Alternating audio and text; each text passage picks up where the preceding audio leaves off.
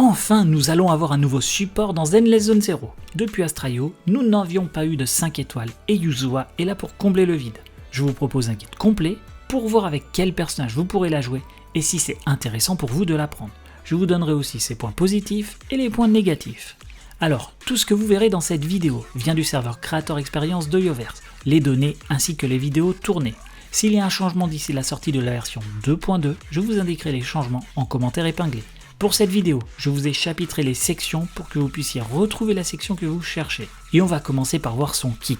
Son kit, qui n'est d'ailleurs pas très compliqué. On a vu des kits relativement complexes sur les derniers personnages, mais pour Yuzua, on est sur un kit assez simple. Alors Yuzua est un personnage de soutien physique qui va donner des buffs aux personnages, surtout aux personnages anomalies, mais pas tous. Je vous expliquerai pourquoi et si elle est viable aussi avec d'autres personnages hors anomalie.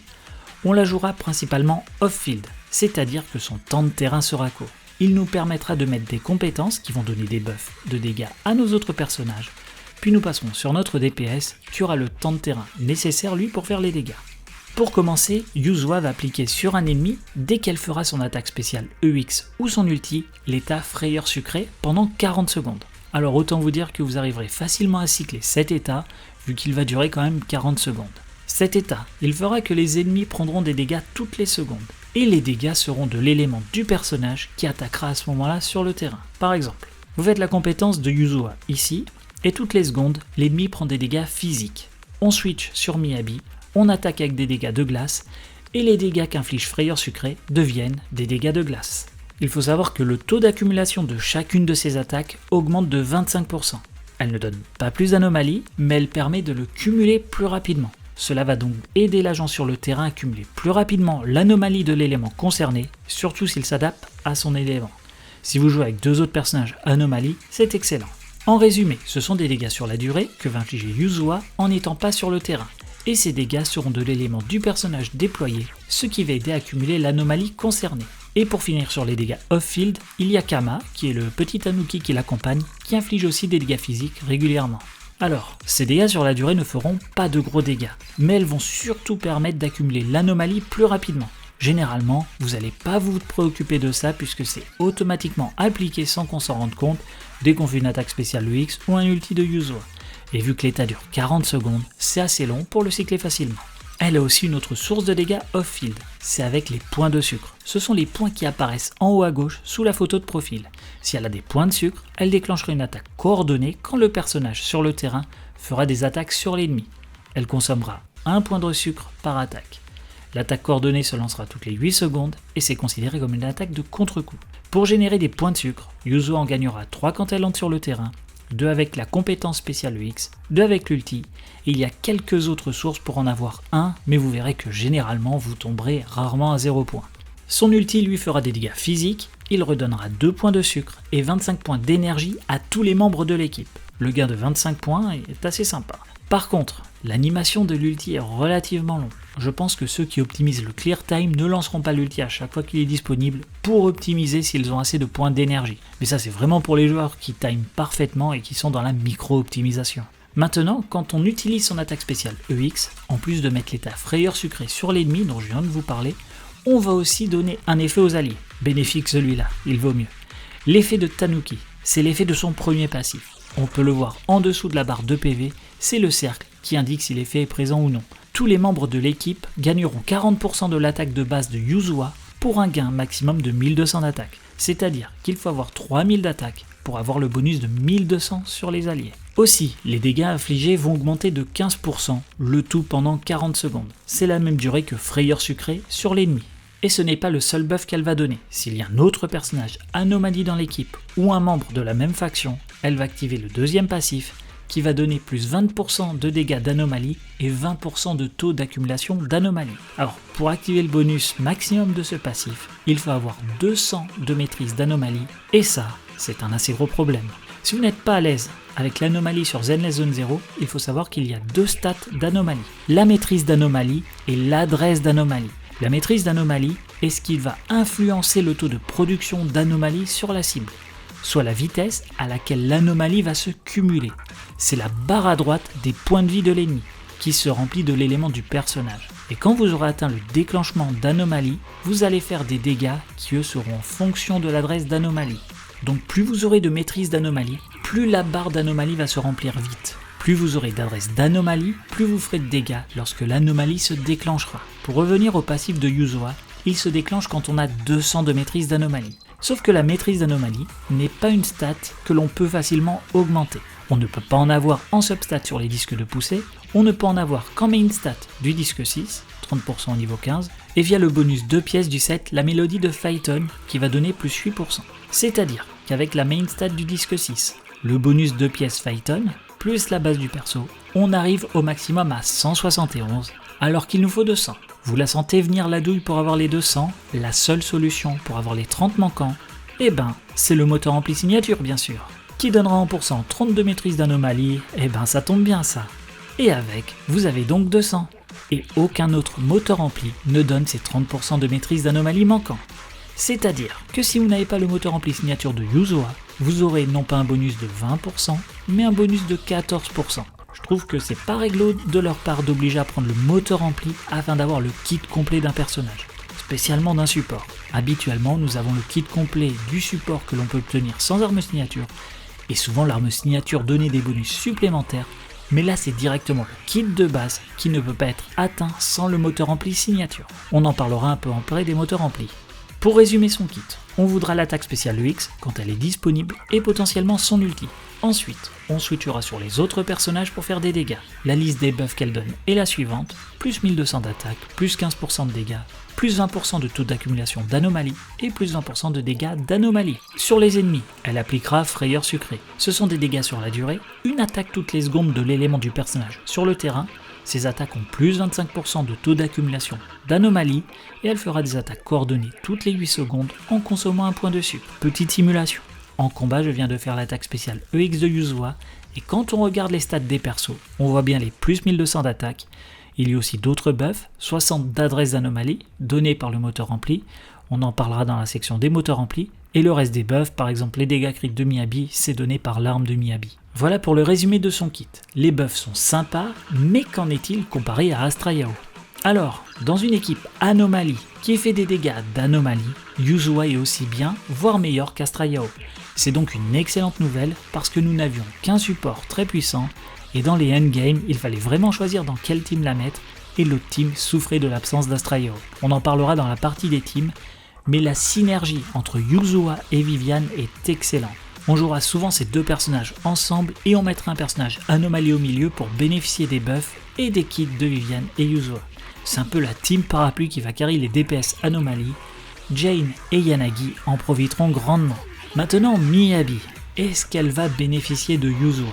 Alors oui et non. En effet, Yuzua sera équivalente, voire mieux, à Astra sur des persos anomalie qui font des dégâts d'anomalie, comme je vous avais dit. Sauf que Miyabi, elle, n'a pas un kit qui tourne autour des dégâts d'anomalie. On la build comme une DPS standard, avec du critique, et ses dégâts proviennent d'ici. Elle n'aura donc pas le bénéfice complet du kit de Yuzua, aussi bien que d'autres personnages anomalie. Pour Miyabi, elle continue de plus profiter d'Astra Yao par rapport à Yuzua. Cependant, cela ne veut pas dire que ce n'est pas viable, bien au contraire. J'ai fait plusieurs tests d'équipe par rapport à Miyabi et voici les différences de DPS entre les équipes. Et j'ai testé avec Astra Yao et Yuzua dans la même équipe et c'est l'équipe qui a fait le plus de dégâts. Je vous montre un tableau, c'est le DPR, donc dégâts par rotation entre les différentes équipes en partant de la base Miyabi, Astra Yao et Yanagi. Donc si vous voulez jouer Miyabi, Astra Yao et Yuzua, l'équipe sera incroyable. Mais souvent on aimera séparer Astra Yao et Yuzua pour les différentes équipes requises pour le endgame. Maintenant on va parler du stuff en commençant par les moteurs amplis. Son moteur ampli signature, dont je ne vais pas prononcer son nom, il est très long, il donnera de la régène d'énergie 60%.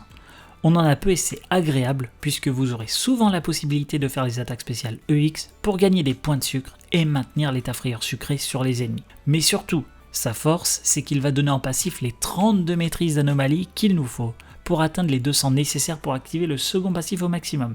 Je vous en avais parlé quand je présentais le passif, c'est la seule solution pour les avoir avec le moteur ampli. D'ailleurs, même en l'équipant, vous aurez toujours dans vos stats 171 de maîtrise d'anomalie affichée. C'est normal, vu que c'est un passif de l'arme, il ne s'active qu'en combat. Vous l'activerez constamment puisqu'il faut faire des dégâts physiques et que le buff dure lui aussi 40 secondes. Comme tous les autres buffs du kit, il match donc parfaitement. En plus de ça, il donnera aux alliés un bonus de 60 d'adresse d'attaque quand le porteur fait des dégâts de contre-coup. C'est ce qu'elle fait automatiquement avec ses attaques coordonnées en consommant un point de sucre. Donc le passif sera toujours activé. En résumé, l'arme donne 60% de récupération d'énergie, 30 de maîtrise d'anomalie à Yuzua et 60 d'adresse d'anomalie à toute l'équipe.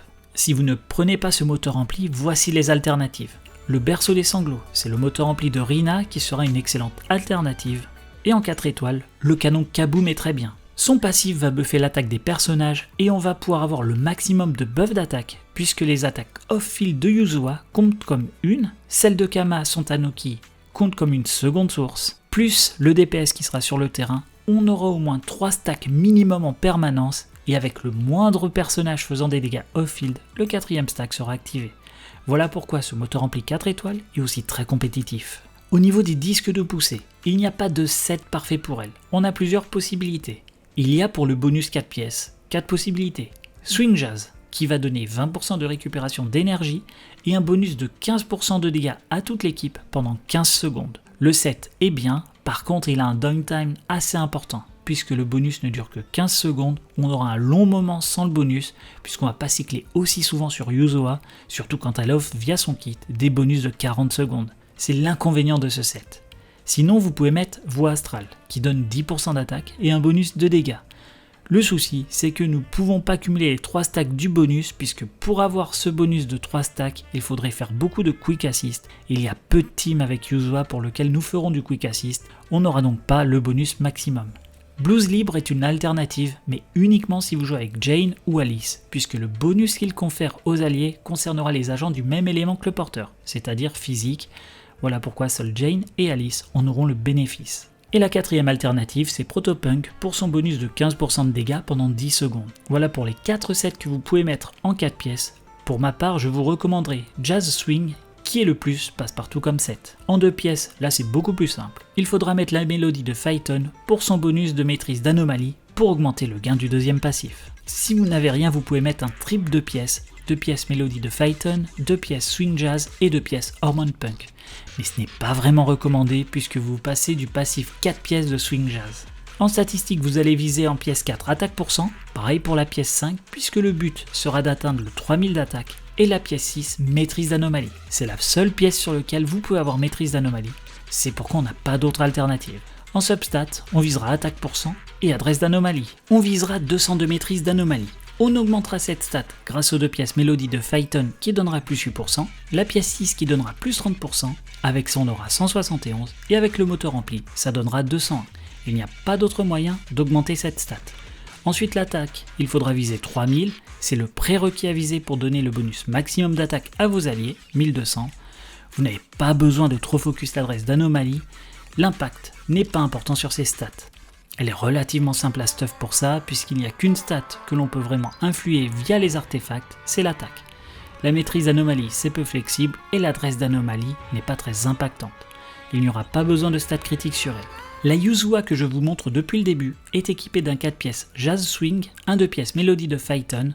Elle a 3161 d'attaque, 171 de maîtrise d'anomalie, mais en combat elle a 201 et 246 d'adresse d'anomalie. Pour les équipes, la structure d'équipe sera simple. Ce sera Yuzua, puis un personnage anomalie qui fera des dégâts, et soit un second personnage support, soit un autre personnage anomalie, et le mieux ici c'est Vivian. Et après, celle qui bénéficiera le mieux de cette structure, ce sera Alice qui arrivera en 2ème phase de la version 2.2.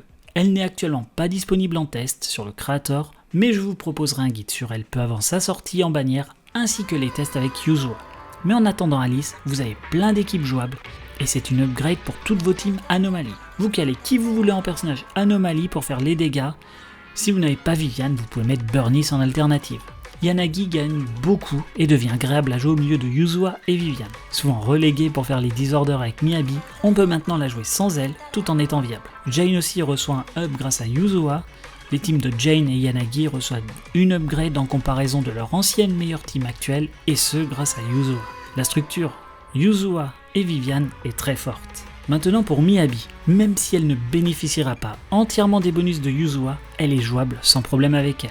On pourra jouer Miyabi avec Yuzua et Vivian, ou alors avec Yanagi. Ce sera moins fort que si vous jouez Astrayao, mais ça passe. Sinon, la team Yuzua, Astrayao et Miyabi sera très puissante. Maintenant, si vous n'avez pas Astrayao, et si vous vous demandez est-ce que vous pouvez jouer Yuzua en support d'autres DPS qui ne sont pas Anomalie. Alors oui, c'est possible, vous aurez quand même le bonus d'attaque qui sera donné au DPS ainsi que les bonus de dégâts.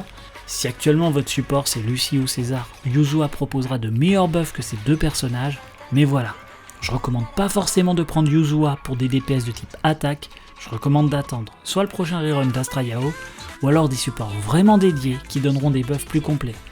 Yuzua a vraiment un kit orienté pour les personnages Anomalie. Et je doute pas qu'ils sortiront d'autres supports 5 étoiles, vu que nous sommes quand même en grand manque de supports sur le jeu. Pour le Bangbu, il y en a un nouveau qui sort avec la 2.2, Mademoiselle Esme. Elle lancera sur le terrain 3 bulles ou étoiles. Récupérer une bulle redonnera des PV au personnage qui marchera dessus, récupérer une étoile redonnera de l'énergie. Plus les PV du personnage seront élevés, plus le Bangbu enverra des étoiles pour récupérer de l'énergie, et plus les PV sont bas, plus elle enverra des bulles pour les PV. Quand on aura Alice et qu'on jouera dans l'équipe Yuzua et Alice, les étoiles et les bulles de Mademoiselle Esme augmenteront de 20% leur gain de PV et d'énergie. Elle aidera aussi à accumuler l'anomalie physique lors de ses attaques. Maintenant on va regarder les Mindscape Cinéma de Yuzua. Sa M1 donnera 30 points d'énergie en entrant sur le terrain. Aussi tous les ennemis dans l'état de frayeur sucrée auront moins 10% de résistance à tous les éléments.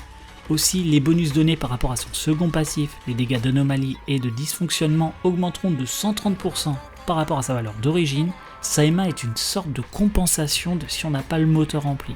L'énergie, le second passif et la baisse de résistance qui compensent le gain d'anomalie. Sa M2 elle a pas mal d'effets. Alors, après une attaque spéciale EX ou un ulti, les dégâts des alliés et l'accumulation d'anomalies augmentera de 15% pendant 40 secondes. Faire une attaque lourde déclenchera un enchaînement. Et lors d'un soutien rapide après un enchaînement, Yuzua récupérera 1 point de sucre et le temps de recharge de son attaque off-field diminuera de 25%. Ça veut dire que son attaque de contre-coup se déclenchera toutes les 6 secondes avec la C2. Sa M4 augmentera les dégâts de ses attaques off-field de 30% et leur accumulation d'énergie de 20% et ça déclenchera un soutien rapide. Sa M6 c'est un pavé. Pour faire simple, elle pourra faire une attaque chargée en consommant des points de sucre et plus elle en consommera, plus elle fera de dégâts. Pour faire une comparaison, c'est comme Navia sur Genshin Impact. Lorsqu'elle fait sa compétence, plus elle a de cartouches, plus elle fera de dégâts. C'est pareil ici avec Yuzua et les points de sucre. Elle donnera aussi un bonus de dégâts de Disorder de 105% à tous les alliés pendant 40 secondes, cumulable 3 fois. Je ne m'étends pas plus pour sa M6. Une fois tous mes tests effectués, je montrerai les Mindscape Cinéma pour tester la M6 et voir concrètement les changements sur le gameplay. Avec ça, si vous hésitez entre son moteur ampli signature et son Mindscape Cinéma numéro 1, les deux sont assez proches puisque la M1 donne des choses assez similaires au moteur ampli signature. Cependant, je recommande le moteur ampli. Souvent dans Zenless d'ailleurs, dans une logique d'investissement vertical sur un personnage, le moteur rempli est préférable à la M1. Rien que pour le kit et aussi pour une question de bannière, le moteur rempli est en 75-25 alors que le perso est en 50-50 et que Zenless n'a pas de système de radiance. Maintenant, quels sont les points positifs et négatifs du personnage et quel est mon avis ? Le point positif, enfin un support 5 étoiles temporaire. C'était vraiment un manque et Astrayao n'étant pas duplicable, j'attendais depuis longtemps un autre support. Elle buff de manière universelle les personnages Anomalie, elle se joue avec pas mal de personnages et surtout Alice qui arrivera en deuxième phase. Si vous comptez pool Alice, Yuzua sera le personnage clé. Mais même sans Alice, vous pouvez la jouer avec Yanagi, Vivian, Jane, elle aura un gain très intéressant. Dommage pour Miyabi, mais Miyabi est vraiment un personnage anomalie différent puisqu'elle est basée sur des stats de DPS habituels et non anomalie. Maintenant, les points négatifs. Déjà, le fait que le moteur rempli soit obligatoire pour activer l'entièreté du kit. En effet, comme je vous avais présenté lors de son deuxième passif, sans le moteur rempli, il est impossible d'avoir les 200 points de maîtrise d'anomalie et donc le bonus maximum de 20%. On n'aura que 14% de bonus et c'est pour moi un problème. Parce qu'habituellement, un moteur rempli aidera pour build un personnage, il donnera aussi des bonus additionnels, mais on arrive, grâce à un bon stuff, même sans, à avoir les bonus du kit complet. Mais là, on montre clairement que pour la base du kit, il est requis. Et c'est une stratégie que je ne trouve pas fair play envers les joueurs. Aussi, en point négatif, on va parler du skin. Parce que je constate qu'il y a plus de longueur dans l'explication des kits que sur la robe du personnage. Les animations aussi pour naviguer sur l'onglet des compétences. Bref. Est-ce que je vous recommande de pull le personnage ? Si vous avez des personnages anomalies, oui. Si vous comptez jouer Alice, oui, bien sûr. Si vous n'avez pas de personnage anomalie, non. Si vous avez Miyabi et que vous avez déjà Astraeo, elle n'apportera pas plus qu'une Astraeo. Tous les tests ont été effectués sur les serveurs Creator Experience d'Oyoverse. En cas de modification du kit d'ici sa sortie, je vous le ferai savoir en commentaire. Retrouvez aussi tous mes guides en format court sur TikTok. C'est d'ailleurs là-bas que je publie la majorité de mon contenu. Le lien est en description. Si vous avez des questions, n'hésitez pas à les poser en commentaire. Et on se retrouve très bientôt pour le guide d'Alice. Et ciao!